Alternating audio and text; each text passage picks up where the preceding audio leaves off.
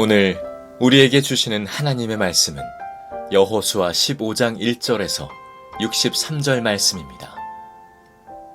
유다 자손 지파에게 가문을 따라 제비를 뽑아서 나누어 준 땅은 다음과 같다. 유다 지파가 차지한 땅은 남쪽으로는 에돔의 경계선과 만나는 지역, 곧 남쪽 맨 끝에 있는 신 광야에까지 이른다. 남쪽의 가로 경계선은 사해의 남쪽 끝, 곧 남쪽으로 난 하구에서부터 아그라빔 비탈 남쪽을 지나 신에 이르고 가데스 바네아 남쪽으로 내려가서 헤스론을 지나 앗달로 올라가 갈가로 뻗어가다가 거기에서 아스몬에 이르고 이집트 국경지대의 강을 따라가다가 지중해에 이르러서 그 경계가 끝난다. 이것이 유다의 남쪽 경계선이다. 동쪽 경계선은 요단강 하구, 사해 북단부터 남단까지이다. 북쪽 경계선은 요단강이 끝나는 곳, 요단강의 하구와 사해 바다가 만나는 곳에서 시작하여 베토글라로 뻗고 벳 아라바의 북쪽을 지나 르우벤의 아들 보한의 돌이 있는 곳에 이른다. 그리고 그 경계선은 다시 아골 골짜기에서 드비를 지나 북쪽으로 올라가 강의 남쪽에 있는 아둠민 비탈 맞은 쪽에 길갈에 이르고 거기에서 다시 엔세메스 물을 지나서 엔 로겔에 이른다.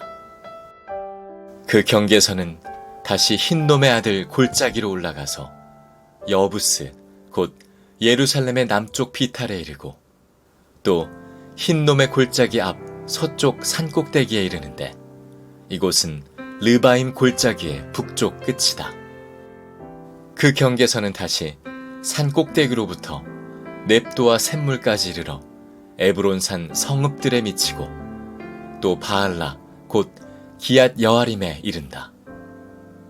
그 경계선은 다시 바알라에서 서쪽으로 돌아서 세일산에 이르고 여아림산 곧 그살론 북쪽 비탈에 미쳐 벳세메스로 내려가서 딥나에 이르고 그 경계선은 다시 에그론 북쪽 비탈로 나아가 시끄론에 이르고 바알라 산을 지나 얌느엘에 미쳐 그 끝이 바다에 이른다. 서쪽 경계선은 지중해와 그 연안이다. 이것이 유다 지파에 속한 여러 가문이 나누어 받은 땅의 사방 경계선이다. 아멘. 하나님의 말씀입니다. 오늘도 하나님께 예배하는 여러분들 주님의 충만한 은혜가 함께하기를, 여러분의 있는 그곳에서 주를 바라보는 눈이 열리게 되기를 축복합니다. 바라기는 그저 영상 예배에 참여만 하는 것이 아니고 정말 여러분이 하나님을 예배하는 시간이 되기를 원합니다. 또한 여러분에게 꼭 드리고 싶은 말씀은 우리가 우리 자신을 위해서 살지 않고 주님을 위해서 살게 되는 것이 가장 복된 길이라는 사실을 명심하셔야 합니다. 이 여호수아 15장 말씀은 이제 이스라엘 백성들 지파별로 땅을 배분하는데 가장 먼저 유다 지파에게 배분된 땅에 대한 기록입니다.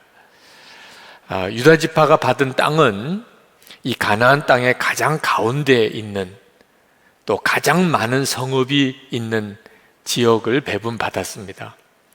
그 말은 유다 지파가 실제적으로 이스라엘 지파의 장자가 받을 그런 분깃을 받았다, 그런 의미가 되겠습니다. 야곱이 12아들을 마지막 그가 세상 떠나기 전에 축복할 때 그 12아들의 장자 축복을 르우벤, 첫째 아들인 르우벤에게 주지 아니하고 요셉과 유다 지파에게 줍니다.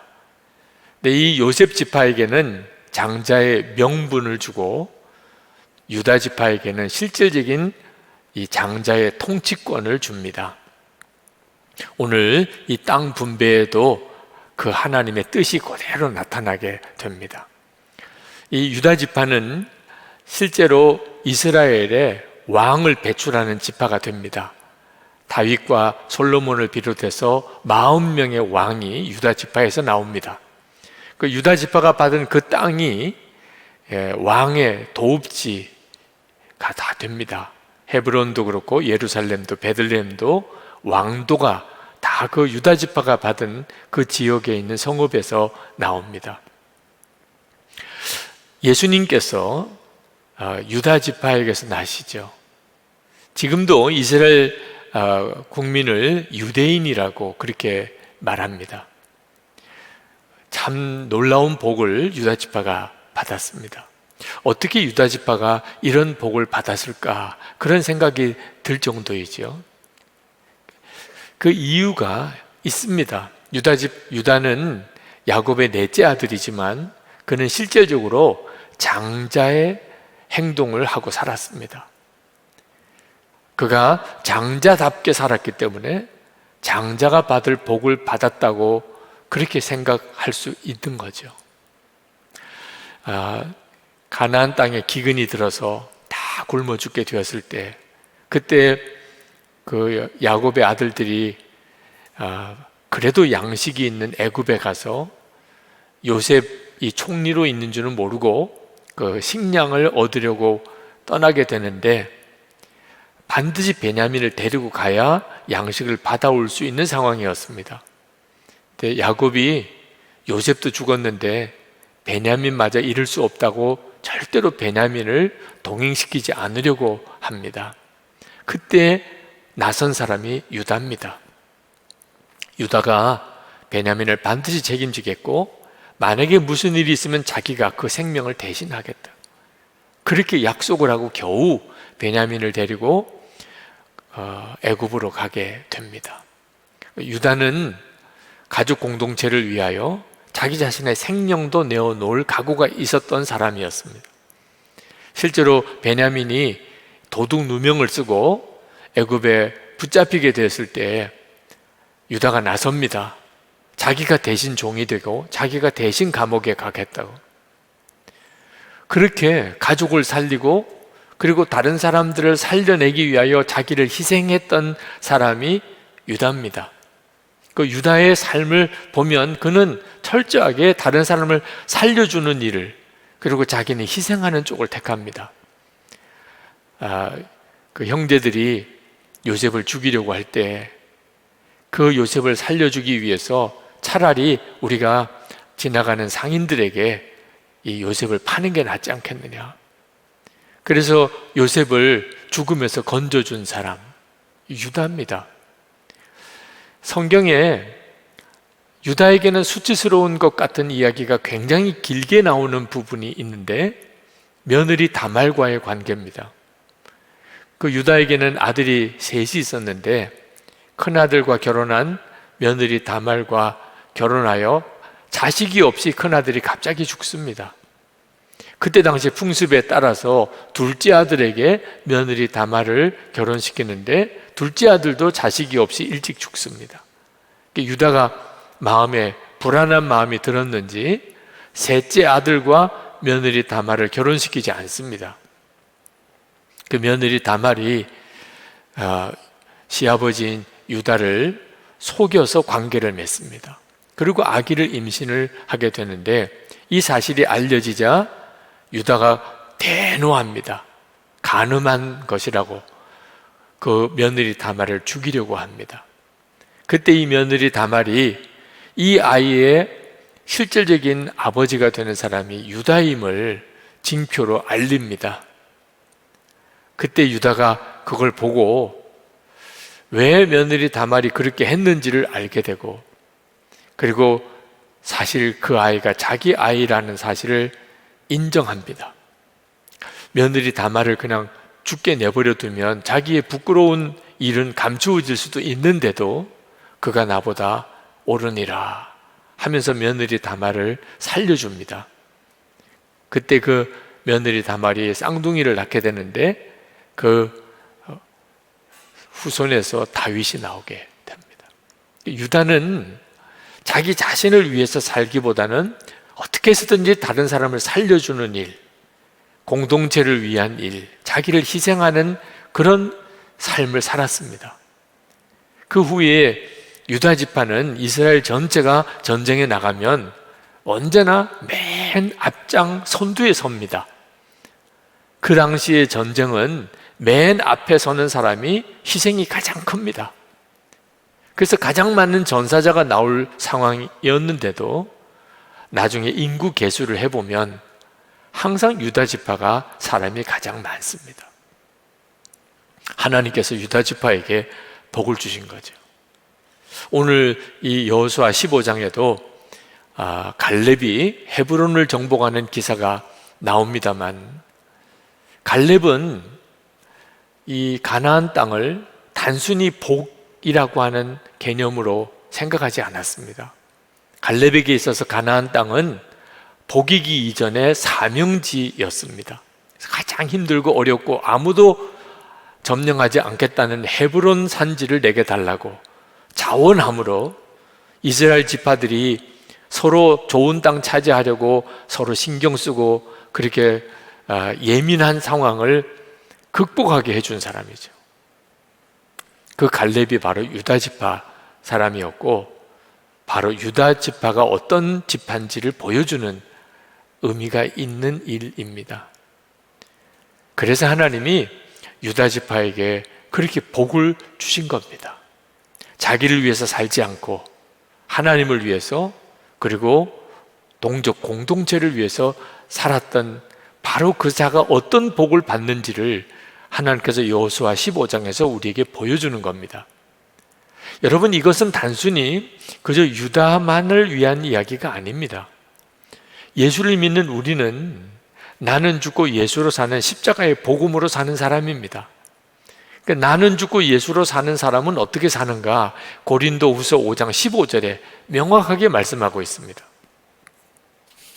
그가 모든 사람을 대신하여 죽으심은 살아있는 자들로 하여금 다시는 그들 자신을 위하여 살지 않고 오직 그들을 대신하여 죽었다가 다시 살아나신 이를 위하여 살게 하려 함이라. 우리가 예수님과 함께 이미 죽고 이제는 예수님의 생명으로 사는 자가 되었다면 우리는 더 이상 자기 자신을 위해서 살지 않습니다. 필요가 없습니다. 주님이 나를 위해 대신 죽으시고 하나님이 독생자를 주시기까지 나를 사랑하시고 계신데 내가 나를 위해서 살 이유가 없는 거죠. 이제는 오직 내 생명 되시는 예수님을 위해서 사는 자, 그 사람이 예수 믿는 사람이고, 하나님이 그렇게 살 때 그리스도를 믿는 성도들을 통하여 하나님의 영광을 드러내시는 겁니다. 유다가 그렇게 살았던 겁니다. 도대체 나는 죽고 예수를 살고 자기 자신을 위해서 살지 않고 예수님을 위해서 사는 사람이 어떤 사람이 있는가? 증인이 필요하죠. 우리 모두가 다 증인이지만 저는 하영록 목사님이 늘 생각이 납니다. 그분이 쓰신 페이버라는 책에 보면 하영록 목사님이 3번 심장 이식 수술을 받은 이야기가 나옵니다. 미국 법에 의하면 다른 사람의 심장을 이식받는 일을 2번까지 밖에는 못하게 되어 있습니다. 근데 그분은 3번 심장 이식 수술을 받게 되었는데, 이유는 첫 번째 심장 이식 수술을 받을 때 그가 자기가 받을 수 있는 심장을 다른 사람에게 내어준 일이 기록되어져 있었기 때문이라고 그 책에서 쓰고 있습니다. 그가 34살 때 2살, 3살 어린 2딸을 둔 가장으로서 심장이 다 망가지고 그리고 심장 이식 수술을 해야 되는 정말 위급한 상황에 있을 때 다행히 이식받을 심장이 생겼습니다. 그런데 그 수술 바로 직전에 응급 환자가 그 병원에 왔는데 어떤 한 여인인데 지금 당장 심장 이식하지 않으면 죽게 된 여인이 왔다는 것을 알았습니다. 그때 하영록 목사님이 심각한 고민에 빠집니다. 하나님께서 내 이웃을 내 몸과 같이 사랑하라 하신 말씀이 생각났기 때문입니다. 그는 그 심장을 포기하기로 결정합니다. 그 심장을 그 여인에게 주세요. 주치의에게 그렇게 말하고 그 심장 이식 수술을 다른 사람에게 포기해서 넘겨버립니다. 그리고 7일 후에 그는 의식을 잃어버립니다. 다행히 심장 이식할 그런 심장이 생겨서 그가 수술은 받았지만 온전한 심장이 아니었기 때문에 그는 다시 심장 이식 수술을 받아야 됐었습니다. 세 번째 심장 이식 수술을 받는 상황에 그 당시의 기록이 있었기 때문에 심사에서 그가 한 번 더 심장 이식 수술을 받게 된 거죠. 그를 잘 아는 친구 목사님이, 미국인 목사님이 어느 날 하영록 목사님에게 당신에게 왜 그렇게 행운과 같은 좋은 일들이 계속 일어나는 줄 아십니까? 라고 묻더랍니다. 하영록 목사님도 궁금해서 나도 그게 궁금해요. 그 이유가 뭐라고 생각하십니까? 그랬더니 그 목사님이 하신 이 말씀이 당신이 하나님께서 하신 말씀처럼 결정적인 순간에 이웃을 사랑하라 하는 명령에 순종했기 때문에 그렇습니다. 여러분, 예수 믿는다는 것은 이렇게 사는 겁니다. 하영록 목사님이 팀 하스라는 그런 건축회사를 세웠는데 그것은 돈을 벌고 성공하기 위해서라기보다는 그 회사의 사명선언문에 이웃을 섬기기 위해서, 돕기 위해서 그가 회사를 설립했다고 했습니다. 그러니까 하영록 목사님은 항상 무슨 중요한 결정을 내릴 때 그는 명확한 기준이 있다고 그랬습니다. 어떤 것이 더 희생하는 일인가? 그게 그 목사님의 가장 중요한 기준이라는 것이죠. 여러분, 우리가 예수 그리스도 안에서 주님과 죽고 예수님으로 사는 사람이 된 것은 그렇게 살게 하기 위해서 그렇습니다. 자신을 위해 살지 않고 주님을 위해서, 공동체를 위해서, 다른 사람을 위해서 살게 하시는 것, 그리고 그 일을 통하여 하나님의 영광을 드러내시려고 하심이라는 거죠. 우리가 다 복을 받고 싶어 하지만 어떻게 해야 복을 받는 삶을 사는지는 정말 모르는 것 같습니다. 자기를 위해서 살지 않는다, 부담스러운 말처럼 느껴지죠. 그러나 여러분, 진짜 복은 하나님이 주시는 것이라는 사실을 정말 믿게 되면 여러분, 자기를 위해 살지 않고 주님을 위해 살고 다른 사람을 위해서 사는 사람을 보시는 하나님의 마음이 어떠시겠습니까? 진짜 그 사람이 복을 받을 사람인 거죠. 오늘은 광복절이기도 합니다. 저는 여호수아 15장을 이 광복절인 주일에 설교를 하게 되는 주님의 뜻이 무엇일까 묵상했었습니다. 그리고 주님께서 이 여호수아 15장으로 오늘 광복절에 교회와 성도들에게 주시는 메시지가 있다는 사실을 깨달았습니다. 여러분, 교회와 성도도 나라와 민족을 위하여 살아야 한다는 겁니다. 교회가, 성도들이 자기 자신을 위해서 살지 않고 자기들이 속해 있는 나라와 그 민족을 위해서 살게 될 때 그것이 교회와 성도에게 복이 된다는 겁니다. 여러분, 한국 교회는 2000년 선교 역사상 참 유례를 찾아보기 어려운 특별한 케이스라고들 말합니다. 그렇게 예수를 잘 믿을 수 있는 여건이 아닌데도 교회가 그렇게 부흥되고 교회로 인하여 나라가, 민족이 복을 받는 이런 케이스가 쉽지 않다는 거죠. 근데 왜 하나님께서 한국 교회를 이렇게 복을 주시는 걸까요? 지금부터 100년 전 한국 교회의 초창기입니다. 1919년 3.1운동이 일어날 때, 그때 당시에 우리 기독교는 이제 복음이 전해진 지 30년도 채 안 되는 정말 신흥 종교였죠. 그때 당시 기독교인 수는 15만 정도를 헤아리는 조선 인구의 1% 정도도 안 되는 그런 아주 작은 그런 종교였을 뿐입니다. 그런데 3.1운동을, 일제를 대항하여 이 민족 독립운동을 기획하고 그리고 실제로 그 일을 수행하고 실천하였던 구심력이 되었습니다. 전국에 있는 예배당은 독립운동의 근거지가 되었습니다. 그때 당시에 3.1운동에 교회가 앞장섬으로 인해서 가장 많은 핍박을 받았는데, 그로 인해서 붙들려 들어간, 감옥에 들어간 이들의 25%가 기독교인이었고, 여성들로만 따지면 80%가 넘게 기독교인이었습니다. 독립선언서를 작성한 33인 중에 16인이 기독교인이었습니다. 이건 정말 대단한 일이었죠. 그건 민족의 고난에 십자가를 져야 되는 일인데도 그때 당시에 교회는 그 일을 했습니다.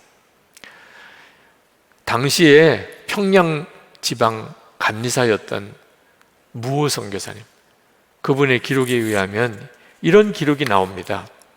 지방회를 개최하려고 할 때 조선 목사 중 1인이 말하기를 금년 지방회는 감옥에서 개회하면 좋겠다 하니, 이렇게 말한 까닭이 목사가 모두 28인인데 그중 14인이 감옥에 갇히고 4인은 강제로 사직하고 남은 이가 불과 10인이라. 집사품 받은 목사 10인 중 8인은 감옥에 있으니 2인만 남았기 때문이다. 우리 민족의 고통 때 교회는 그 십자가를 졌습니다. 그래서 그 일을 보고 기독교에 대해서 의구심을 가졌던 많은 사람들의 마음이 열린 거예요. 1920, 30년대 평양은 동방의 예루살렘이라는 별명을 얻기까지 기독교는 급성장을 하게 됩니다. 여러분, 그러나 이것은 그저 자랑스러운 과거지사로만 생각해서는 안 됩니다. 지금도 여전히 우리 민족에게는 한국 교회가 감당할 사명이 있습니다. 여러분, 평화로운 통일은 우리의 모두의 소원입니다. 그러나 평화로운 통일을 도대체 어느 누구가 중심이 되어서 감당할 수 있습니까? 북한은 어쩌면 하나님이 버린 땅인가 싶은 생각이 들 정도로 오랜 기간 동안 말할 수 없는 고통스러운 상황에 있습니다. 그러나 북한을 위해서 기도하는 사람이 우리만 아닙니다. 정말 믿어지지 않을 정도로 전 세계에 북한을 위해서 그토록 기도하고 헌신하고 그리고 실제로 행동하는 많은 크리스찬들이 있음을 봅니다. 깜짝 놀랄 정도입니다. 하나님이 아직도 북한을 버리지 않으셨구나. 정말 부인할 수 없습니다. 그런데 외국인으로서 남과 북의 통일을 위해서, 북을 위해서 섬기는 사역자들, 그 귀한 종들 만나면 인간적으로는 남북한이 평화로운 통일을 할 수 없겠다 생각이 든다는 겁니다. 왜? 두 쪽 다를 만나보면 서로에 대한 적대감이 너무 심하다는 거예요. 이렇게까지 적대감이 심한데 과연 평화로운 통일이 될 수 있을까? 그들은 인간적으로는 그런 걱정이 된다는 겁니다. 지금 이 지경에 우리가 있습니다. 도대체 여러분은 그 어떤 누구가 남과 북의 평화로운 통일의 중심 역할을, 정신적인 지주 역할을 할 수 있다고 생각합니까? 나는 죽고 예수로 사는 십자가의 복음이 분명한 교회와 성도 아니고서야 어떻게 이 일을 감당할 수 있겠습니까? 실제로 지금 현재 우리의 형편은 나라를 생각하고 민족을 생각하고 할 여유가 없어 보입니다. 우리 국민 또 함께 예배드리는 여러분 중에도 지금 생존의 한계에 부딪힌 것 같은 위기 상황에 있는 분들이 있으실 겁니다. 가족은 어떻게 살아야 되나? 우리 아이들은 어떻게 길러야 되나? 지금 정말 이러다가는 다 죽는 거 아닌가? 이런 처지에 있는 분들도 많으실 겁니다. 지금 현재 우리나라나 전 세계의 처지를 보면 위기감이 점점 커지고 있습니다. 이 일을 하나님도 아십니다. 왜 모르시겠습니까?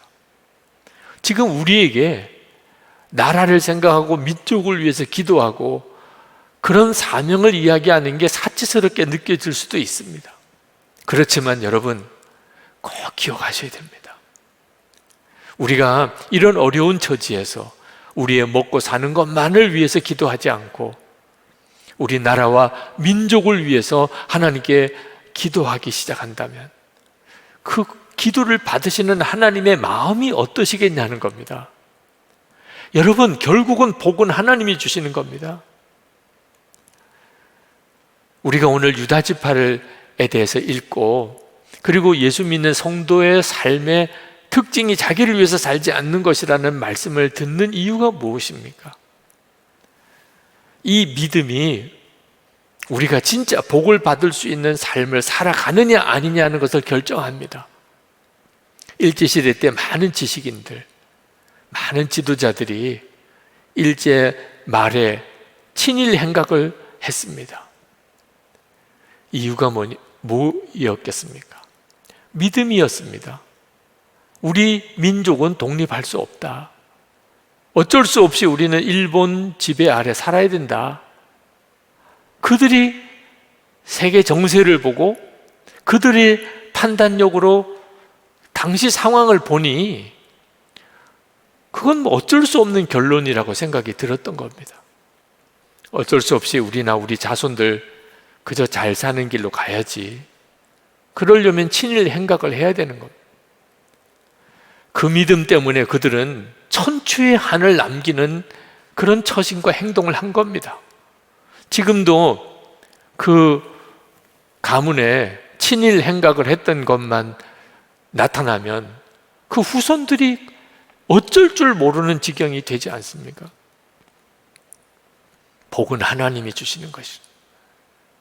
이 사실을 진짜 믿으면 어떤 어려운 처지, 어떤 위기 상황에도 우리 자신도 우리 후손도 잘 되는 길로 가게 됩니다. 믿음이 결정하는 거예요. 믿음이. 애국지사들 후손들 고생 많이 하던데 실제로 정말 그렇습니다. 부모가 나라와 민족을 위해서 자기 생명을 바치고 전 재산을 드리고 했으면 그러면 후손들이 잘 살아야 되잖아요. 후손들이 고생하는 거 보고 다 쓸데없는 일이야. 결국은 실속 있게 살아야 돼. 그 믿음입니다. 믿음. 오늘 하나님께서 우리에게 유다 지파의 이야기를 읽게 하신 것은 진짜 복은 하나님이 주시는 것을 우리로 알게 하십니다. 이 일은 개인만 아니고 교회에도 필요하다는 겁니다. 우리가 어떻게 하는 것이 정말 우리 교회가 잘 되는 길이고 우리가 잘 되는 길입니까? 우리 자신을 위해서 살지 않는 것, 그 믿음이 있어야 합니다. 하나님을 믿으니까요. 그래서 하나님을 위해서 사는 결단이 있어야 합니다. 토마스 아켄피스가 힘들고 어렵고 정말 괴로워도 십자가를 지라.